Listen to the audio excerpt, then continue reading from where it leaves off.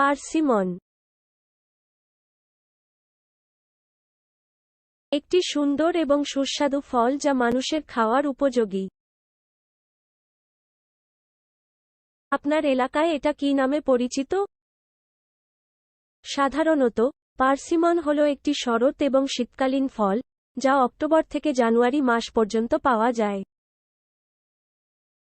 বিভিন্ন জাতের পার্সিমন ভিন্ন ভিন্ন সময়ে পরিপক্ব হয়। কিছু জনপ্রিয় জাতের পার্সিমন ফল: জাপানি persimmon, Hachiya persimmon, Fuyu persimmon, American persimmon, Sharon persimmon, Rojo Brillante persimmon. আপনি কোনটি খেয়েছেন? জানেন কি, পার্সিমন হল জাপানের জাতীয় ফল। এর আকৃতি বৃত্তাকার বা হৃদয় আকৃতির হয়ে থাকে। এর রং পাকা ফল প্রজাতি এবং ভিন্নতার উপর নির্ভর করে হালকা হলুদ বা কমলা থেকে গাঢ় লাল বা কমলা হয়ে থাকে। এর চামড়া পাতলা।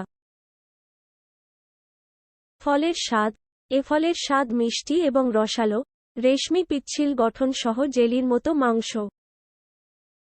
কোমল হলুদ ফুলগুলি কিছুটা ঘণ্টার আকৃতির 5টি পাপড়ি যুক্ত, প্রতিটির গোড়ায় একটি বাদামি বা বেগুনি দাগ রয়েছে।